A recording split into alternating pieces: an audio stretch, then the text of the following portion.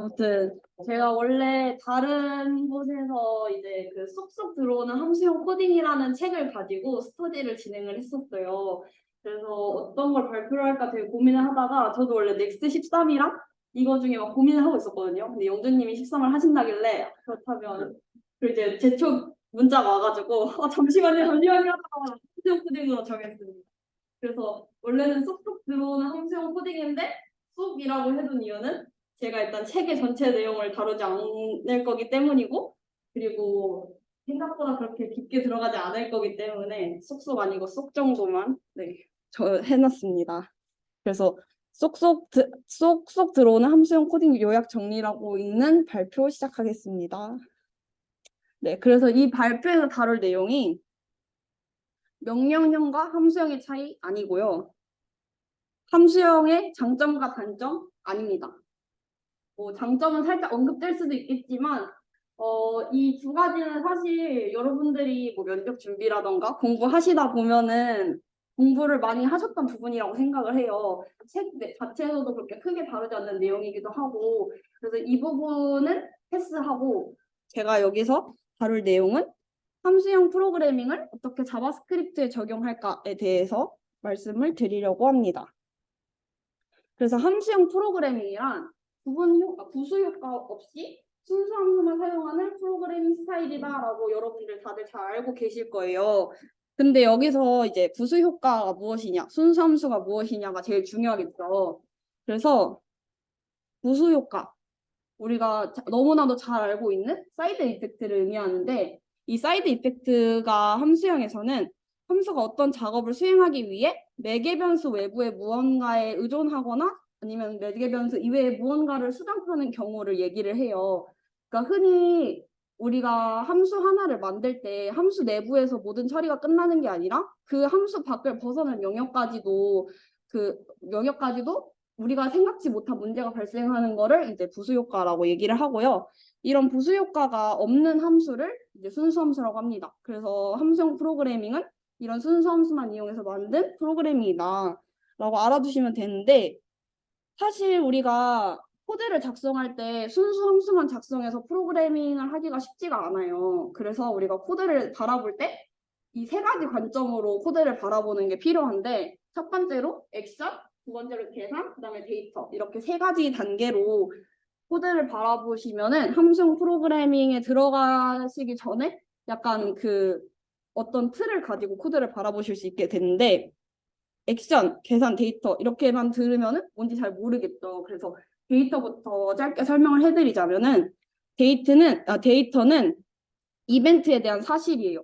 이벤트에 대한 사실이라는 게 뭐지? 라고 생각하시는 분들이 계시겠죠. 이벤트에 대한 사실은 그냥 말 그대로 정말 팩트예요. 팩트는 변하지 않는 거죠. 그래서 어떤 작업을 해도 변하지 않는 그런 객체라던가 데이터를 뭐라고 설명해야 잘 설명할까요? 정말 문자열 그대로를 이제 데이터라고 하고요. 이런 데이터를 가지고 계산이라는 걸 하는데, 계산은 우리가 앞서 말했던 순수 함수를 의미합니다. 인풋이 있으면 아웃풋이 있고, 어떤 인풋을 넣느냐에 따라 뭐 아웃풋이 달라지겠지만 그 같은 인풋을 넣었을 때 똑같은 아웃풋이 나온다는 그 역등성을 보장하고 있어요. 이걸 이제 계산이라고 하고, 여기서 이제 제일 중요한 액션이 나옵니다. 액션 같은 경우에는 실행 시점이나 횟수에 의존을 하고 있어요. 그래서 실행 시점이나 횟수에 의존한다는 게 무슨 뜻이냐면은, 앞서 계산 같은 경우에는 내가 동일한 인풋을 넣었을 때 다른 아웃풋이 나오지 않죠. 근데 액션 같은 경우에는 같은 인풋을 넣어도 다른 액션이 나옵니다. 예를 들어 뭐 데이트 같은 그 객체, 날짜를 표현하는 객체도 있을 거고, 아니 뭐 API를 받는 부분도 있을 거고, 이런 식으로 내가 생각하지 못한 부수 효과들을 가지고 있는 코드를 우리는 액션이라고 할 거예요. 그래서 오늘 크게 다룰 주제는 이 액션을 계산으로 바꾸는 방법을 알아볼 건데, 왜 이거를 액션을 계산으로 바꾸느냐라고 했을 때, 액션을 계산으로 바꾸게 되면은 테스트가 굉장히 용이해집니다. 왜냐하면 똑같은 인풋을 넣었을 때 아웃풋이 똑같이 나오니까 여러 번 테스트를 해서 잘못된 부분이 있는지 없는지를 바로 우리가 확인할 수가 있어요. 우리가 정답을 아니까. 그리고 의도치 않은 부수 효과를 피할 수 있다는 장점이 있기 때문에 우리는 액션을 계산으로 바꾸는 작업을 해볼 거예요. 그래서 액션을 계산으로 바꾸기 위해 어떤 걸 해야 하느냐라고 하면은 액션에는 암묵적 입력과 암묵적 출력이라는 게 있습니다. 이거를 이제 계산으로 옮기게 되면은 인자와 리턴 값으로 변경이 되게 되는데 1대1 대응이에요. 암묵적 입력은 인자로 바꿀 수 있고 암묵적 출력은 리턴 값으로 변경할 수 있게 돼요. 그래서 얘를 어떻게 바꾸느냐라고 이제 코드를 함께 보실 건데요. 자, 이런 함수가 있어요. 누가 봐도 더럽죠. 사실 별로 이렇게 마음에 들진 않는데 제가 최대한 그 책에 있는 예제를 베끼지 않으면서 뭔가 이걸 잘 설명할 수 있는 예시를 막 새벽 1시에 고민하다가 너무 졸려가지고 얼렁뚱땅 쓰긴 했는데 그래서 사실은 애드 칼트, 애드 아이템 리드 칼트라 해야 되는데 애드 칼트 리드 아이템이라 했는데 바꾸기 귀찮아서 변경하지 못했고요. 아무튼 그거 감안하고 봐주시면 되고 지금 이게 보면은 그 카트 안에 아이템을 넣는 코드예요. 그래서 위에 카트라는 전역 변수가 있고 안에 이제 아이템을 추가했을 때 발생하는 여러 이벤트들이 있는데 각자 제가 이제 주석을 달아놨거든요. 그래서 여기서 장바구니에 추가하는 부분이랑 장바구니에 담긴 물건들의 총 가격을 정리하는 이 코드를 주의 깊게 봐주시면 정말 마음이 불편해지시는 걸 느낄 수 있을 겁니다. 이거 너무 바꾸고 싶은데? 라고 보시면 되는데 이게 왜 불편하느냐 간단히 설명을 드리자면은 지금 우리가 카트를 가지고 이 함수 내부에서 번역 변수를 변경하고 있어요. 이거를 우리가 아까 앞서 말했던 잠재 뭐였지 아까? 네, 암묵적 입력과 암묵적 출력인데요. 암묵적 입력이 아까 인자라고 했죠. 실제 파라미터로 받아서 이렇게 그 덧셈을 커트를 이용해 주는 게 사실 안전한데 우리는 그냥 전역 변수를 가져다가 쓰고 있어요. 전역 변수를 가져다가 그냥 쓰고 있는 부분을 암묵적 입력이라고 하고 두 번째로 암묵적 출력이라고 했는데 암묵적 출력이 적용되는 부분은 저 카트 푸시라는 부분을 보면 사실 이 함수는 리턴 값이 없어요. 이 함수는 리턴 값이 없는데 그럼에도 불구하고 외부에 있는 변수를 변경하고 있죠. 그래서 이 부분을 암묵적 출력이라고 합니다. 그래서 이 부분을 변경하는 코드를 같이 살펴볼 거예요. 자, 그래서 첫 번째, 제가 암묵적 입력을 없애봤어요. 암묵적 입력을 없앴다는 얘기는 함수 내에서 전역 변수를 사용하는 부분을 없애고 대신에 그 변수를 파라미터로 받아서 내부에서 사용한다는 얘기인데 지금 보시면 앞서서 제가 카트를 전역 변수를 그대로 가져와서 사용했었는데 여기서는 new item 이제 여기 밑에 유저 카트라는 유저 카트라는 변수를 받는 함수를 따로 만들어서 is free shipping이라는 무료 배송이 가능한지 확인하는 여부를 체크하는 함수를 따로 만들었죠.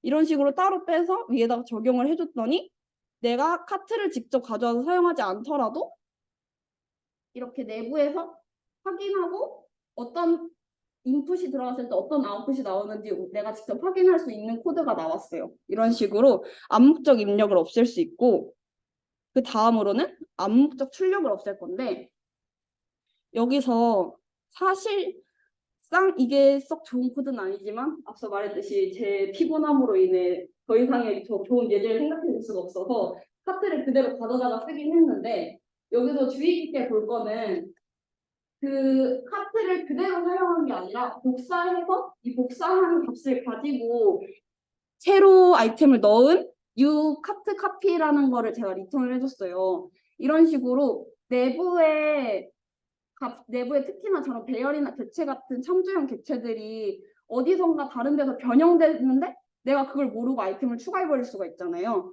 그런 상황들을 막기 위해서 카피온라이트라는 걸 이용해서 암묵적 출력을 없애줄 수 있습니다.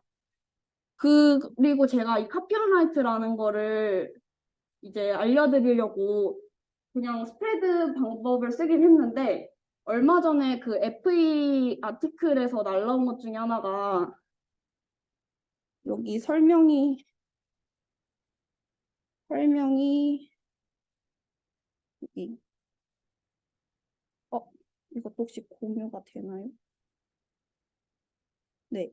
structed clone이라는 내장 함수라는 게 있대요. 그래서 우리가 기존에는 딥카피를 하기 위해서 뭐 제이슨, 파스랑 스트링파이 이용해가지고 딥카피를 해주거나 아니면 로데시를 이용해서 딥카피를 해줬는데 내장 함수 structed clone이라는 걸 이용해서 쉽게 딥카피를 할 수 있다고 합니다. 그래서 잠깐의 약간 TMI지만 그 제이슨 팔스 쓰는 거랑 이거의 차이점은 예를 들어서 데이트 객체를 딥카피할 때 얘를 굳이 제이슨 팔스를 이용해서 딥카피를 하게 되면은 데이트 객체가 스트링으로 리턴이 돼요. 근데 이걸 이용하게 되면은 그 객체의 성질을 그대로 유지한 채로 복사가 된다고 합니다.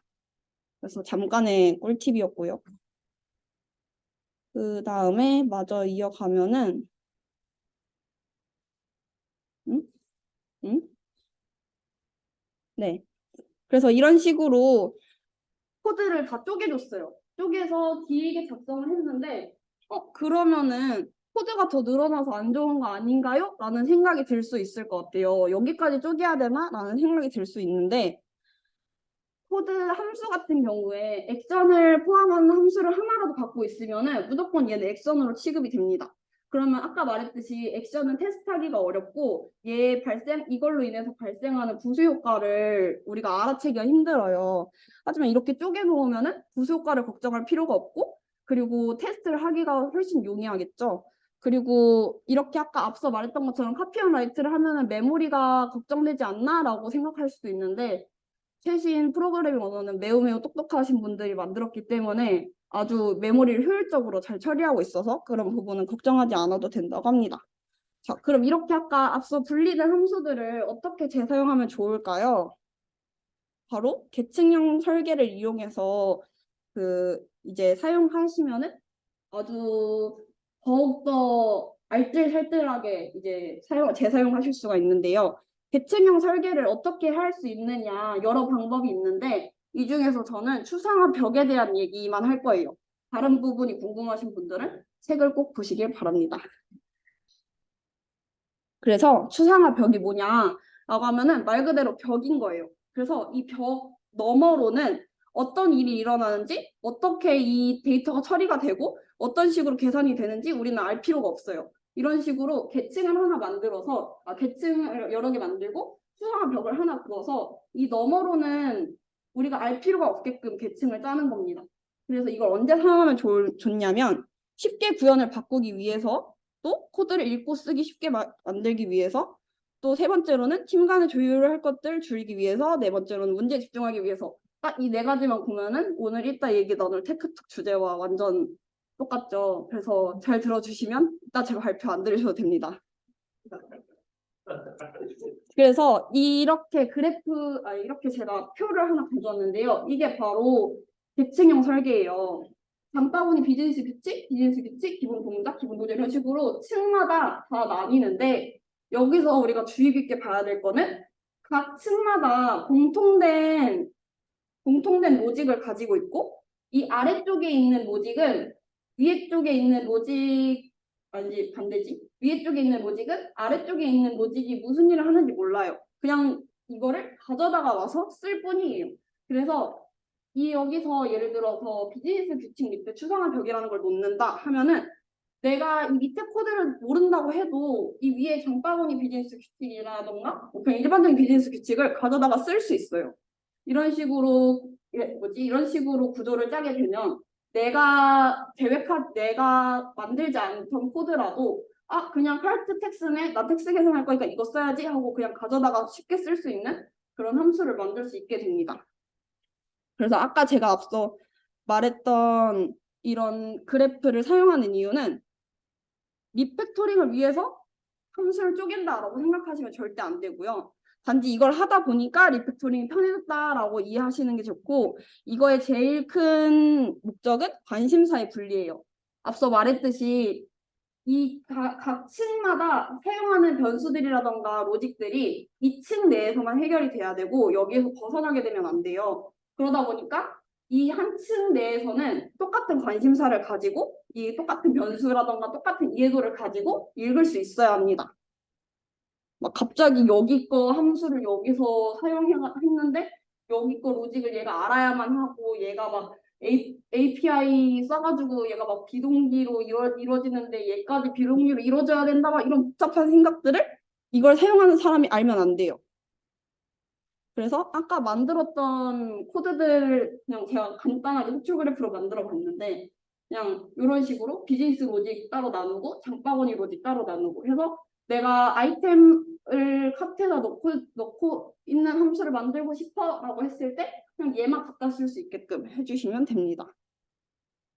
그래서 이런 호출 그래프를 통해 알 수 있는 것들이 세 가지가 있는데요. 첫 번째로는 유지보수성, 두 번째 테스트성, 마지막으로 재사용성이 있어요. 그래서 아까 그 그래프에서 봤던 것처럼 위로 연결된 함수, 위에 연결된 게 적은 함수라는 게 여기서 보시면은 누가 봐도 가장 밑에 있는 함수가 제일 많이 쓰이겠죠. 그리고 이 제일 밑에 있는 함수들을 참조하는 맨 위에 있는 애가 사실상 얘는 변경이 많이 일어나도 밑에 있는 애들에 영향을 미치지 않기 때문에 유지 보수하기가 굉장히 편해져요. 그래서 그런 장점이 있고 두 번째로 테스트성 같은 경우에는 아까 아래에 있는 함수들은 모든 함수에서 쓰인단 말이에요. 위에 있는 여러 함수들에서 쓰이기 때문에 밑에 있는 거 하나만 제대로 검사해도 위에 있는 거에 에러가 안 터질 거라는 걸 보장할 수가 있게 돼요. 네, 마지막으로 재사용성 같은 경우에는 아래쪽에 함수가 적을수록 이라는 게 아래쪽으로 함수들을 많이 뺀다는 얘기는 그만큼 공통된 함수들이 많다는 얘기잖아요. 그럼 공통된 함수들을 이용해서 재사용할 수 있는 코드가 많을수록 결국에 재사용할 수 있는 코드가 많아진다라는 이야기입니다. 그래서 우리가 결론, 점점 진화하는 이 호머 심슨처럼 우리는 진화하기 위해서 함수형을 사용해야 된다. 가 결론이 아니고요. 함수형을 사용하는 이유는 결국에 안전한 코드를 작성하기 위해서다. 그래서 아까 제가 앞서 말했던 것처럼 액션이 있고 계산이 있고 데이터가 있었잖아요. 그래서 아마 이 다음 진화 과정은 제가 밑에 링크를 걸어두긴 했는데 데이터 기반 프로그래밍이란 게 있어요. 그래서 아마 이 다음 레벨은 데이터 기반 프로그래밍이 되지 않을까라는 예상을 하면서 네, 여기서 발표 마치도록 하겠습니다. 질문이 있으신가요? 질문, 네. 네. 일단 그 호출형 그래프에서 네. 그러니까 맨 하단에 어떤 베이스라인에 있는 함수 함수들의 변경이 일어날 경우 네. 그걸 참조하는 것도 다 어떻게 보면 다 거기에 영향을 미칠 텐데 그쵸. 반대로 봤을 때 오히려 더 어떻게 보면은 그 상황에 갔을 때 더 어려워지는 게 아니라 더 어려워진다는 게, 그거에 대한 이제 영향 범위를 이제 다른 함수도 확인을 해줘야 되니까 뭔가 이게 거기서 그러니까 베이스라인을 파생하는 함수들이 많을수록 더 네. 어떻게 보면 영향 범위가 그러니까 더 힘들 부분이 있지 않을까라는 의미도 있습니다. 이게 아까 말씀드렸다시피 계층끼리는 서로의 내용을 몰라도 돼요. 그래서 여기 밑에 것만 검사해서 얘가 제대로 된 값이 나온다, 리턴한다라는 보장만 있으면 위에 함수들은 어차피 그 값을 받는다는 것만 확인이 되니까 상관이 없는 거예요. 그 예를 들어서 뭐 밑에 어레이 인덱스라는 함수가 있을 때 원래는 어레이 1을 주고 있었는데 어레이 2를 준다. 그러면은 위에 함수들도 당연히 다 어레이 2를 받는다는 게 보장이 되니까 어레이 2가 나오면 안 되지 하고 얘를 고치면 1이 제대로 나오겠구나 해서 여기만 고치면 되는 겁니다. 그래서 그게 단점이 될 수가 없는 이유가 어떻게 설명을 드리면 좋을까요? 저 테스트 코드가 그러면 이렇게 작성이 되어 있을 텐데 네. 테스트를 어기게 된 것 같아요. 이래서 좋을까? 저도 그냥 공감하는 네. 포괄하는 건데 네네네. 만약에 그 베이스의 기능이나 동작이 바뀌었다는 것은 네네. 기존에 있던 거를 테스트를 했다면 그 테스트를 위반하게 되는 상황이 아니면 어쨌든 사용하는 입장에서는 동일한 출력을 받을 수 있으니까 그렇죠. 그거는 보장이 되지 않을까라는 생각이 그렇죠. 어떻게 구현이 잘못됩니다. 테스트를 어겨버리는 거죠. 만약에 그 베이스가 어떤 테스트 케이스를 통과를 해야 된다라는 조건하에 구현되어 있었는데 적용이 못했다면 그 테스트 케이스를 통과하지 못한다면 구현이 잘 되고 그렇죠. 테스트 케이스를 통과했다면 상환식에서의 그거에 아웃풋에 대해서 신경 쓸 필요가 없다는 걸 분명히 보지 않습니까? 좋네요. 오히려 땡기고. 네. 그렇죠. 뭔가 저는 이제 당연히 너무 되게 좋은데 저 레이어를 이제 실무에서 구분하기가 되게 이제 애매모호한 상황도 많이 맞아요, 맞아요. 되게 좀 안타까운. 그래서 명확하게 이 화면에 나오는 호출처럼 되게 이제 저희가 명확하게 이제 서비스 차트를 음. 구분할 수 있습니다. 네. 어떻게 보면 엮여 있는 부분도 많고 그 변동이 가능한 부분이 많으니까 맞아요. 그런 부분에 있어서 따로 또그 경험이 있으시죠? 아, 그래서 주로 사용되는 함수들은 다 저희가 유틸로 빼거나 훅으로 빼는 이유가 저는 다 이 계층형을 위해서라고 생각을 해요. 결국에 공통된 비즈니스 규칙이라던가 이런 것들을 사실 모두가 같은 코드를 사용한다는 보장을 확실히 할 수가 없잖아요. 만약에 다른 함수를 쓴다면은. 그래서 모두가 같은 비즈니스 규칙을 가지고 모두가 같은 계산을 돌리기 위해서 훅으로 뺀다던가 유틸로 뺀다던가 이런 함수로 빼는 이유가 그거라고 생각을 하고 그래서 특히나 그 폴더를 잘 나누는 게 중요한 것 같아요. 폴더로 어떻게 나누느냐에 따라서 뭐 함수 같은 유틸끼리더라도 장바구니 관련 로직을 한 대 묶을 수도 있는 거고 아니면은 뭐 옵션 같은 거 선택하는 로직을 한 대 묶을 수도 있는 거고 이런 식으로 좀 팀 간에 어떤 식으로 폴더를 나눌지를 먼저 정하고 개발에 들어가는 게 좋지 않을까라고 생각을 합니다. 그래서 여기 호출 그래프에서 얘기하는 게 이런 사실 두 칸씩 넘어가는 경우들 있잖아요. 그런 경우가 아까 영준님이 말씀하셨던 것처럼 사실 막 이렇게 꼬이는 경우가 많고 그거랑 같은 케이스인 것 같은데 그래서 호출 그래프는 최대한 한 칸만 건너갈 수 있게끔 설계를 하는 게 제일 좋다고 해요. 또 질문. 사실 이렇게 레이어가 잘 나눠지면 좋은데 이게 진짜 디폴트로 플러스 드리블 같은 게 너무 좀 심해지는 경우도 있었을 때 너무 많이 나눠버리고 맞아요. 좀 필요하신 분.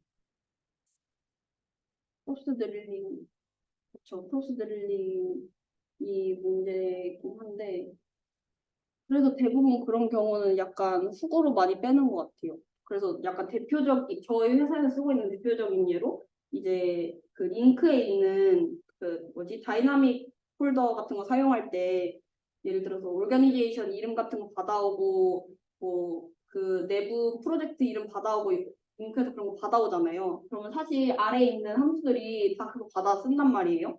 근데 그거를 밑으로 내려줄 필요 없이 그냥 훅 이용해가지고 받아오는 훅을 하나 만들어서 그냥 각각 함수에서 사용하게끔 그런 식으로 변경하고 있어요. 저도 궁금한 게 하나 있는데 네. 그 저 위에 레이어에서 음. 예를 들어 사용하고 있는 데이터 개수가 한 4-5개가 되는데 네. 밑에 레이어에서도 그 동일한 데이터들이 필요하면은 인자가 계속 4개, 5개가 계속 함수 밑으로 내려가잖아요. 그럴 때는 인자 데이터를 좀 추상화하는 게 필요할지 아니면 인자가 많은 함수를 분리하는 게 나을지 그런 거에 대한 조언. 그게 약간 어떤 함수냐에 따라 다를 것 같은데 사실 아까 add 파트 같은 경우에 예를 들어서 제가 가격을 넣고 아이템 제목을 넣고 이렇게 두 가지 옵션을 넣는다고 했을 때 그 내부에서 수행하는 로직들이 모두 그러니까 모두 파라미터를 두 개를 갖고 동작하진 않아요. 예를 들어서 가격을 이용해서 계산하는 함수 같은 경우에는 프라이스만 받을 거고 뭐 아이템 같은 걸 체크하는 함수 같은 경우에는 아이템만 받을 거고 그러다 보니까 내부에 있는 모든 함수들이 뭐 4개, 6개 이렇게까지 늘어나는 함수들도 있겠지만 대부분 다 찢어질 수 있는 것들이라고 저는 생각을 하거든요. 그래서 최대한 함수를 찢을 수 있으면 찢는 게 낫지 않을까라고 생각합니다. 그리고 막 엄청 막 개수가 많아진다 이런 거는 사실 그건 어쩔 수 없는 케이스인 것 같긴 해요. 저번 세미나 때서도 얘기 나왔던 것 같은데 결국 그런 경우에는 객체로 내려주고 받아서 사용하고 뭐 이런 식으로 되지 않을까.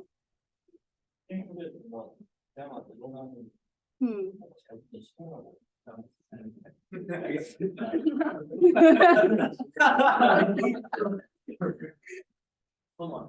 네, 그렇다고 합니다. 또 질문 있으신 분 있나요? 라고 해주세요. 없으면 마무리할까요? 네, 아유 감사합니다.